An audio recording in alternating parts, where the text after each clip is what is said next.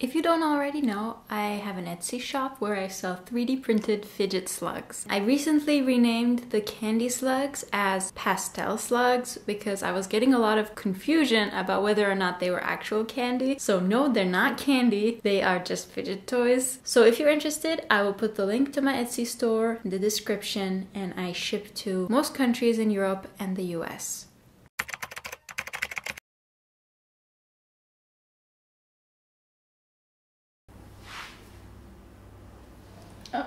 So welcome back to another episode of Dear Sadie and P. If you're new, this is where we read letters from our followers and we respond to them. Okay, which one shall we do? We got a bunch. That's nice. Dear Sadie and P.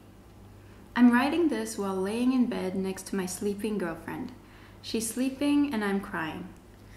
We're together for 7 years. I love her so much that it hurts. How can I explain this? We're not an age gap couple, but I feel like we are. I'm 28 and she's 30. We were long distance for 1.5 years. Then I moved to her city to live together, got a job, and we lived together for almost 5 years. Recently, I bought an apartment bigger than hers, but we didn't move there because she's out only to one friend from all the family and friends in her life. And the period we were living together was presented to her family like I'm a friend who moved for work and needed a place so we can be roommates. So we live separately now, but try to see each other and sleep over as much as we can. Even when we lived together, we had a problem of her being the cold one and me the clingy one. We love each other and overall have a very good relationship, but recently I feel more sad than happy. I need much more affection than she gives it to me. She's not so much into kissing, sex, or showing of affection.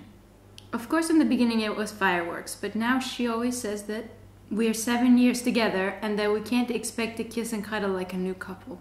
She needs her space and time much more, and I'm craving her and feeling so heartbroken. Heartbroken in a loving relationship. When I touch her, I feel fire, but I don't feel that she's the same way about me. I love her and I have it in me like a fresh couple way.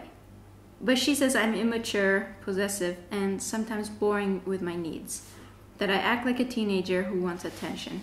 I don't want to be too much for her, but I feel so bad in my heart that I can't ignore it anymore for the sake of her happiness. Nothing scares me more than losing her, and it feels like my love for her is pushing her away.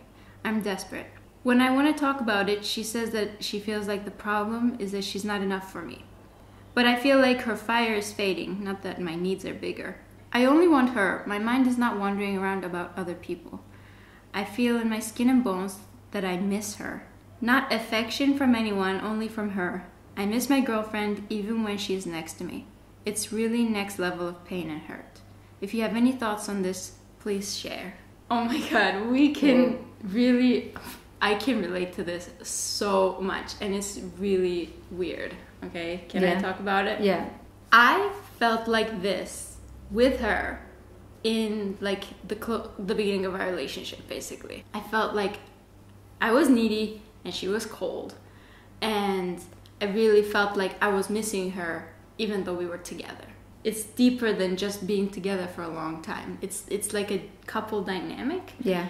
And I feel like it really comes down to attachment styles, like anxious attachment and what was the other one? Avoidant attachment. Avoidant attachment. Yeah, so if you want to know more about those two topics, you can feel free to Google it, or we actually made a video talking about it. Yeah. So I'll put that in the description, but we'll talk about it more in this video, so you don't really have to go back and watch that. I don't know, it feels like there's nothing worse than feeling lonely with a person close to you. In fact, every time she was telling me, and communication is key actually, because she was expressing everything she was feeling, and every time she was expressing and feel lonely close to you, I would actually feel pain for that, because I also felt that feeling. So I know how it feels like, and like I'm trying to be reassuring in those cases, but you know, the way I am, you know, I can't, it's just automatic, you know, I slip into my automatism or my way of being, and this used to be a lot more at the beginning of our relationship, for sure. I feel that when a person is, that it has the way they relate to the partners these kind of people who are not completely out with their family, especially, I feel like there is a way of shutting down inside. There's a part of them that is shutting down, and that part makes them look and feel colder, I feel. You would relate to that a little bit. A little bit, yeah. Okay, maybe, yeah, that probably adds to it. Yes. But that whole thing where you feel lonely around them and you feel like the clingy one and they feel cold or withdrawn, or they withdraw affection and it just doesn't feel like it's there, like you can never feel like you're really close to them, that is like really a sign that they're emotionally avoidant, which is what I was talking about. Yeah. And I feel like it's the most painful thing to connect to somebody who is avoidant, because like it really feels like you're with them but you're not, like you love them but do they really love you? It's like really, it creates a lot of pain inside. And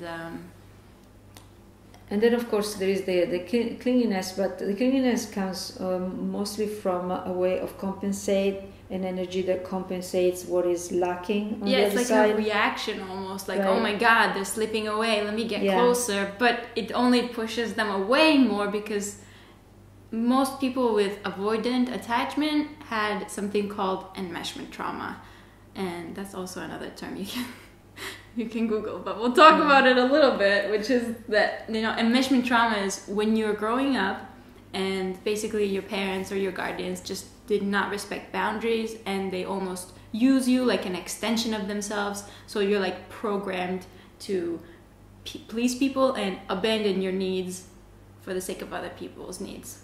But we don't know the other person. I mean, we know the I'm context. just guesstimating. Yeah, so it's very difficult to understand the psychological profile of your partner. But it's possible that this is the case, because usually people with enmeshment trauma really become like avoidant when they grow up. Because that was the case with you anyway. Like I can talk about us. Yeah.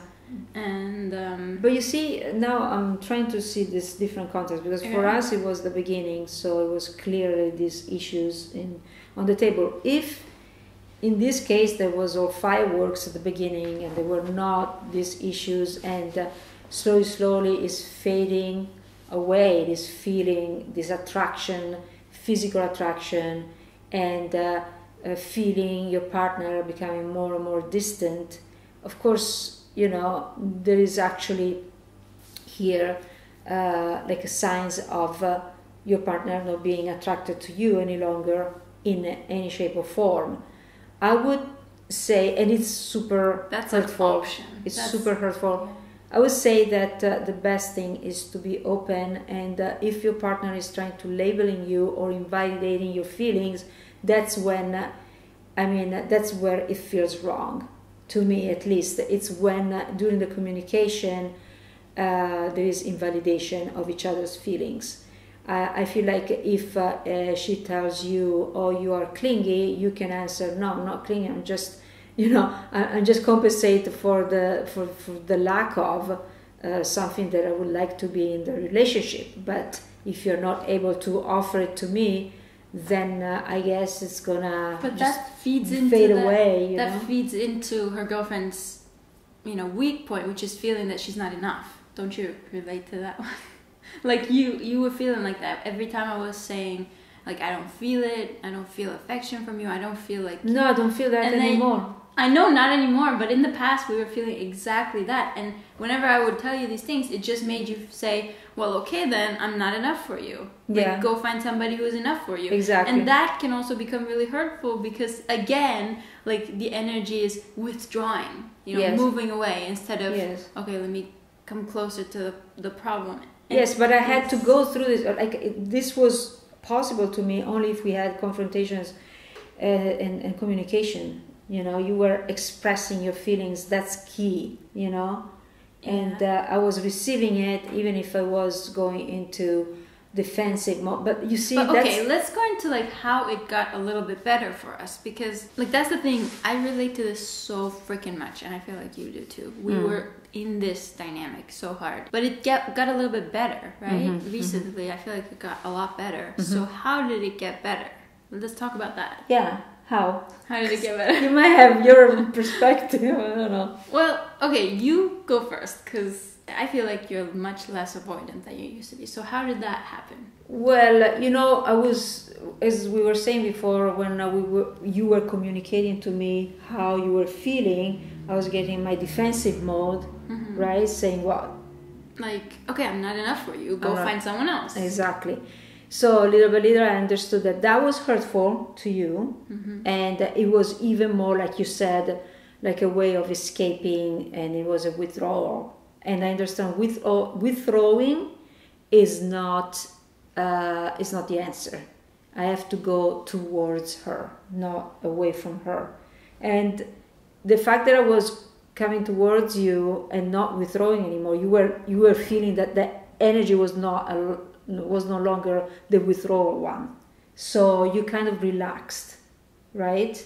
So you were not as clingy, because I always imagine me withdrawing, you coming forward. Right. But with me not withdrawing anymore, but staying there, you were staying there, and I wasn't feeling that clinginess anymore. So I'll talk about my side, and maybe what helped you get to that point where you were stopping withdrawing.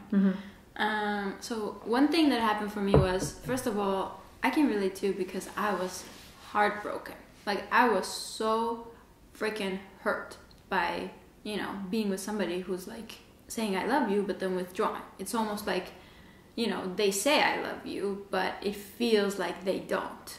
That's the feeling I was getting. So actions speak louder than words. So I was feeling so hurt, and it created a lot of anger and a lot of resentment in me. Like, I was so freaking done with you. So that was what helped me, actually. Like, it might sound kind of bad, but that's what helped me, because once I stopped loving you and it just became anger, because anger is like self-defense, right? Anger is saying, you say you love me, but you're not showing it, so I'm putting my foot down, you're treating me badly, stop treating me badly. Like, that's almost like a boundary, instead of being like, please, why don't you show your love? Why don't you? Do you feel like the difference between that? Sure. So like that anger was giving me my power back, and because I needed myself back. It was almost like... And it's fantastic, I think, because exactly what you're saying, I needed myself back. You understood that you needed to give yourself power, and not releasing your power, you know, losing your power to other people, basically. Well, it wasn't conscious, though. It was kind of like a process of like trying, failing, and then be like, fuck you. Yeah. You know, I had to get to that point, because at one point I was really desperately in love with you. Yeah. And it was really hurting me. So there's that. Another thing that happened for me was realizing really that, as hurtful as her behavior was, I couldn't do anything about it, and it wasn't really about me. But you see how you understood that, because of communication. Because I was at one point I was telling you, like, look, I have a mental illness, kind of. Right. I am like that, and I cannot control it. I am like this, I cannot control it. I find myself doing this or being like that, and I can't control it. But I'm observing myself, and so on. And you were kind of understanding that I was actually struggling with my own ways, right? My way of being. And so it's that's why I think communication is key, and communication, like communicating in a very honest way. And the only way to communicating honestly is when you are honest to yourself. When you observe yourself and you understand yourself and you get to know yourself, that's when you can actually express yourself and say, look, this is what is going on with me. And I mean, so that people don't take it personally. You know, they say, wait a second, it's not, I mean, it was still like tough. It's not just like you telling me, oh, I have a problem. No, but it was gradual. It was because very gradual, yeah. It was gradual. Like, it's really, really a painful spot to be in. I mean, I sympathize with you completely because I know how it feels. And the thing is, if she's telling you that she loves you and she means it, that really means that she means it, but she's unable to like show it, and that's her mental illness, like in your case, for example. I wouldn't use mental illness though. I like the word because it almost gives it some kind of like, okay, something is wrong with me, but I can't control it. That's what mental illness kind of represents. It's more of a disease, like that's my disease. That's my disease. Okay, let's do I'm that. not at ease, with certain things. It's a disease. Yeah. I say mental illness because I tend to exaggerate everything, but I feel it like it sometimes because I can't control it. Exactly, I can't. Yeah. But I want to say something that might maybe help you, because even when you talk to them or like you communicate, it doesn't take away the pain of really loving this person and feeling like they're not giving anything back to you. It's a process though.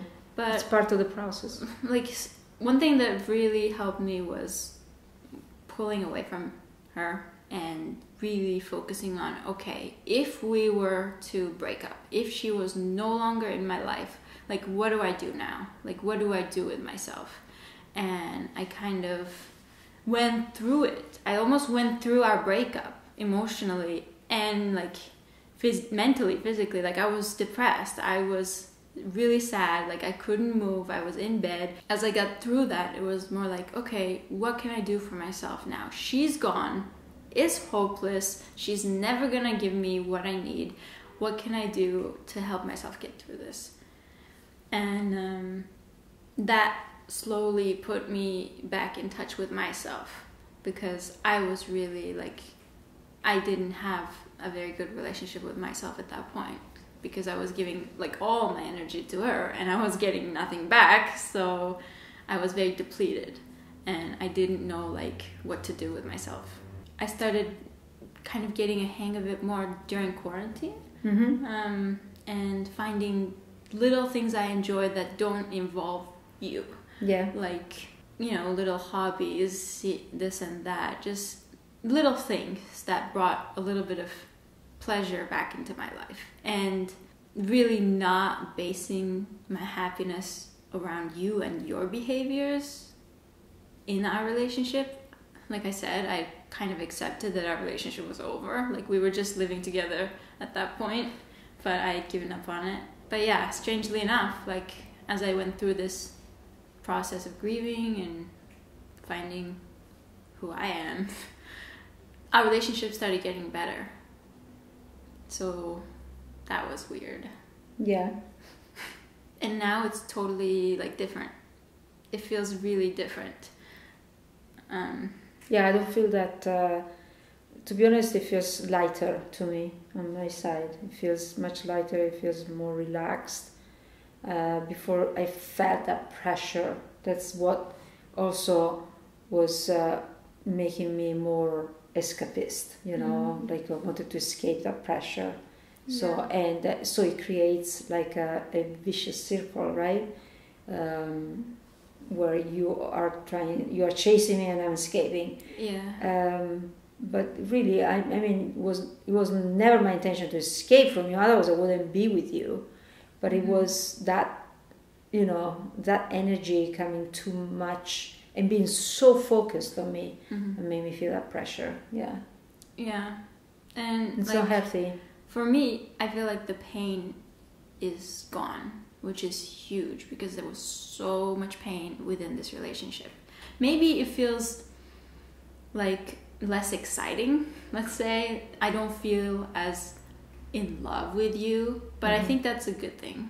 I really feel like now I see you for who you are, which is you're a person. Like, you have your limitations like anybody, and you're totally imperfect, and maybe you'll never love me the way I was dreaming of being loved, or this relationship will never feel like what I was dreaming of. But the reality of the relationship is there now. Mm-hmm. You know, like the friendship Mm-hmm. and sharing moments together, Yeah. and enjoying each other's company and being there for each other. Yeah.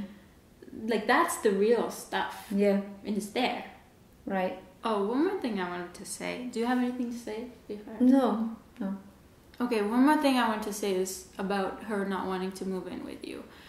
And I know it's like a really sore, painful point, but I feel like that's part of her avoidant or like pulling away side, Mm-hmm. and feeling like maybe if she moves in, it's going to be too much for her. So she's keeping that space. And that's the thing, that people can use it as an excuse. Like, oh, I didn't come out to my friends and family. That might be true, but it might also be her excuse. You know what I mean? Mm-hmm. Like, it might be, because she can move in and then she can use some other excuse to distance herself from you. Mm-hmm. You know what I mean? Yeah. Like, you were doing that a lot. Yeah. Using different things like, oh, it's my job. Oh, it's my That's true. daughter. Oh, it's my this, my that. But it was really you. Right. And once all of those things were gone, and you were still like that, I Yeah. was like, wait, what the fuck? Like, it wasn't any of those things, you know, you were just using those things. Yeah. So It's true. I know it's really painful, like she doesn't want to move in with you right now, but again, that's her defensive strategy, Mm-hmm. and it's also part of her like struggle and process. Yeah. And you really have to like ask yourself, can I go through this? Like, can I be with this person and feel alone and accept that? Because that might be what it takes to make it better. Yeah. Does that make sense? Yeah. So I had to basically accept that, and now I get to be with you and feel alone. But like, it's okay because I'm rebuilding my relationship with myself, so when I'm alone, I don't feel alone, you know? Mm-hmm. Like, I'm like back to myself. Yeah. Because I used to love being alone before I met you, Yeah. you know? Yeah. And now I'm enjoying that again, so it's okay. Like, it can be okay. Yeah. I mean, keep us posted. We really care. We really want to know how it goes. Yeah. And yeah, I hope you're okay, and I hope you can make it to a better place as well. Yeah. Anyway, that's pretty much it, Mhm. I think. So thank you guys for watching, and we'll see you next time. Thank you. See you next time. Bye.